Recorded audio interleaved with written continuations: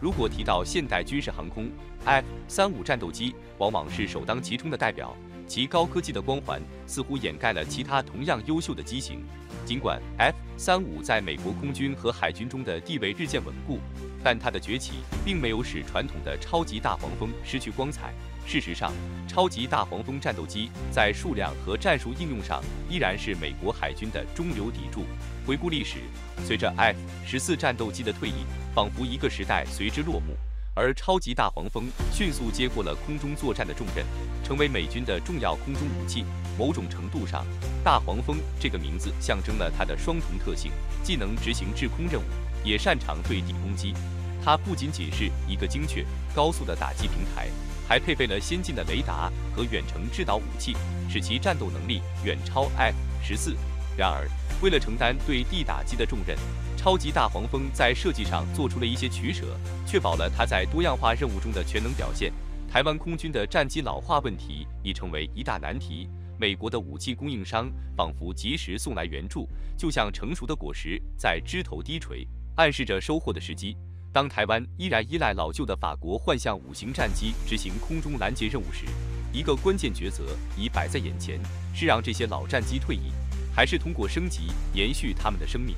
台湾空军此前对 F-16战机进行了升级，并引进了最新型号的 F-16B 战机，这标志着向未来航空力量迈出了坚实的一步。然而，战机的运作寿命往往受到外部因素的制约，比如来自法国零部件供应商的频繁调整。在如今的战斗机市场上，多款热门机型轮番登场，其中包括刚退役的美国 F-15CD、久经考验的 F-15-2040C、优雅的 F-18EF 以及改进后的 F-18XT。F-15战机以其卓越的高空截击能力和广泛的作战半径一直屹立不倒。相比之下，美国更倾向于将 F-18引入台湾，原因之一是两者之间的零部件兼容性，另一个重要原因是 F-18在电子战领域的突出表现，且具备携带10枚 M120空空导弹的能力。尽管在航程上略逊于 F-15，但 F-18在舰载作战中的灵活性与可靠性使其成为舰队作战的最佳选择。它的起落架设计和低廉的维护成本也使得 F-18成为经济实用的理想选择。从任务成本的角度看， F-18即便是双引擎设计，运营成本也只略高于 F-16，远低于 F-15。美军计划将 F-35B 与 F-18联合运用于航母舰队，台湾若能顺势而为，未来的协同作战能力将得到显著增强。在成本与效能的权衡下， F-18的优势显而易见。美台的初步讨论或将开启台湾航空力量的新时代。随着谈判的深入和战略的推进，台湾未来的空防实力将进一步提升。对于台湾空军而言，选择超级大黄蜂不仅是务实之举，更是兼顾现实需求与预算的明智选择。在众多选项中， F-18XT 版无疑以其强劲性能脱颖而出。作为波音公司紧跟时代潮流的全新机型， F-18XT 为 F-18系列注入了新的活力，大幅提升了应对威胁的能力。可以说， F-18XT 的引入将极大地增强台湾的防空力量。尽管波音公司在多次美军重大项目竞标中屡屡失利，例如 F-22和 F-35项目由洛克希德·马丁主导， B-21隐身轰炸机由诺斯罗普·格鲁曼主导，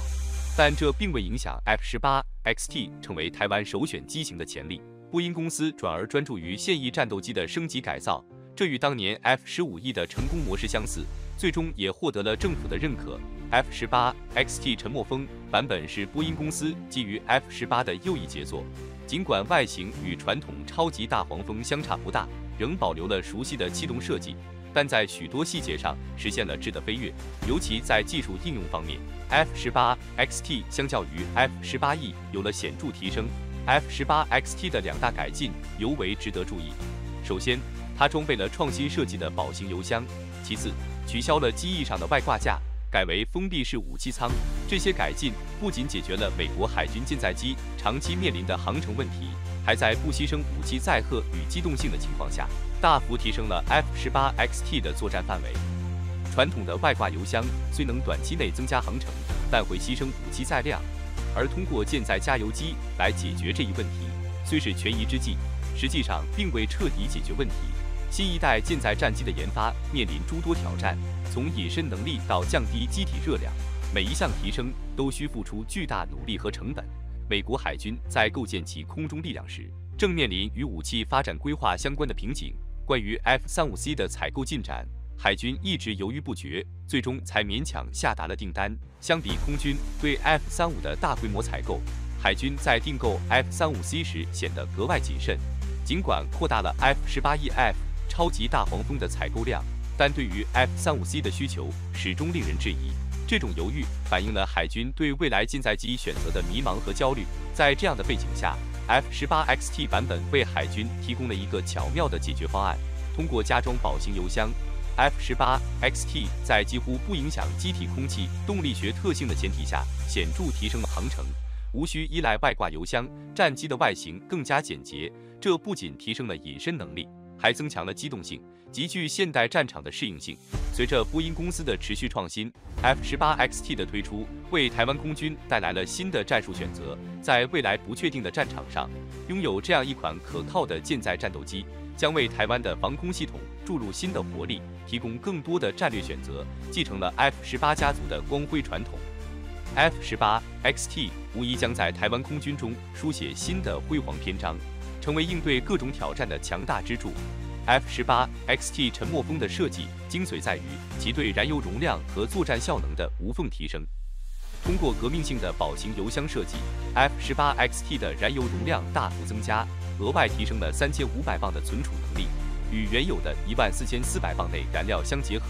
这一改进显著扩展了作战半径。具体来说，在携带2枚2000磅炸弹和2枚 M120中程导弹的情况下， F-18XT 的作战范围从之前的1092公里增加到1350公里。这不仅是数字上的增长，更意味着在战场上， F-18XT 可以打击更远的目标，执行更加复杂的任务。在航空设计中，降低雷达反射截面积是提升隐身性能的重要手段。传统的超级大黄蜂设计虽然优势明显，但由于外挂架的外扩布局，显著增加了飞行中的空气阻力，并扩大了雷达反射截面积。而 F-18XT 在这一方面实现了突破，采用封闭式武器舱设计，减少了外部武器对雷达隐身性能的影响，同时确保了速度和机动性。这种设计理念不仅适用于3、4代战机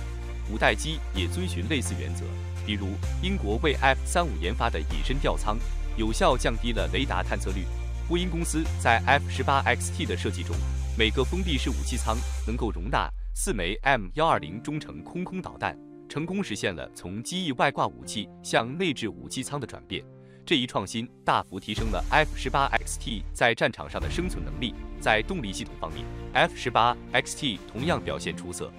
它搭载了比之前型号更强大的 F-414发动机，这是 GE 公司在 F-404和 F-41的基础上进行优化研发的，增加了约24%的加力推力。与原有的 F-404发动机相比， F-18XT 在 F-414的支持下，近距空战推力提升达30%至40%，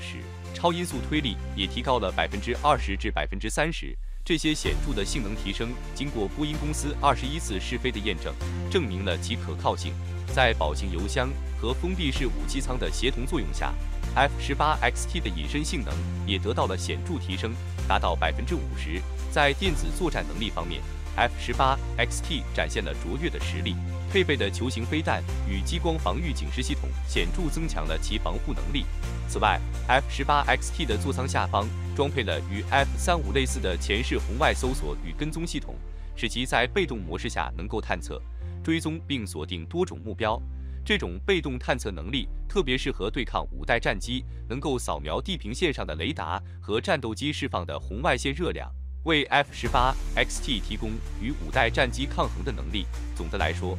F-18XT 沉没风版的推出，标志着超级大黄蜂家族的一次重大革新。无论是在技术性能还是战术应用方面， F-18XT 都实现了全面的提升，毫无疑问为台湾空军提供了一款强大而可靠的战斗机选择。随着波音公司的不懈努力， F-18XT 将成为未来现代空战中的一张重要王牌。其综合能力的全面升级将在未来的战场上发挥关键作用。进入现代战争的新纪元， F-18XT 版本的超级大黄蜂战斗机进行了一系列创新性升级，使其性能全面超越传统战斗机的概念，顺应未来战争的需求。其中，座舱设计和头盔显示系统的改进是一大亮点。F-18XT 采用了一体化大屏幕显示技术，取代了旧版多仪表布局，使信息整合和处理效率显著提升。飞行员在执行精密攻击任务时的准确性大幅提高。技术的飞跃不仅体现在显示系统上 ，F-18XT 搭载的新一代机载计算机和数据链系统，利用尖端的指向性网络技术，实现与空中、地面甚至海上的其他战斗单位进行瞬时海量的数据交换。这一突破性技术应用，使 F-18XT 在战场上的协同作战和反应速度达到新的高度，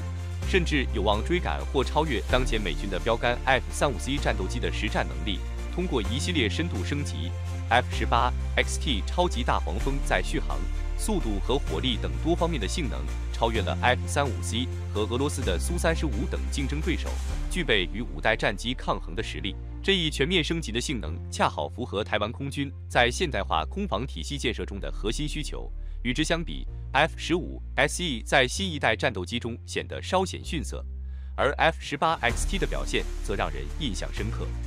目前，美国海军的 FA-18EF 超级大黄蜂战斗机数量在540至570架之间，并计划将所有现役机型升级至 Block 3型号标准。这款战斗机不仅是美国海军的主力机型，也是多个盟国的首选，包括澳大利亚、加拿大、瑞士、芬兰等国的空军对此型号表现出浓厚的兴趣和积极的采购意向。随着台版超级大黄蜂战斗机的正式投产，无疑将为台湾空军增加一款锐利的武器，形成一张强大而精密的空天防御网，显著提升台湾安全水平。F-18XT 的飞行寿命延长至6000小时，确保战机能够更长时间为军队服务，同时显著降低后勤维护的压力和成本。这对于提高整个空军的作战持续能力和战备状态有着不可估量的贡献。通过这一系列深远的改良和优化， F-18XT 超级大黄蜂在未来战争中的战略价值与日俱增，其先进的技术特性和卓越的战斗表现，必将为台湾空军带来全新的作战优势和防御能力，助力构建一道坚固的防线。好了，本期内容到此结束。对于这些信息，我们非常欢迎大家在评论区分享你们的看法和讨论。如果对于内容有任何补充或不尽完善之处，也请在评论区留言，以便我们进行更新和完善。我是寰宇哥，咱们下期再见。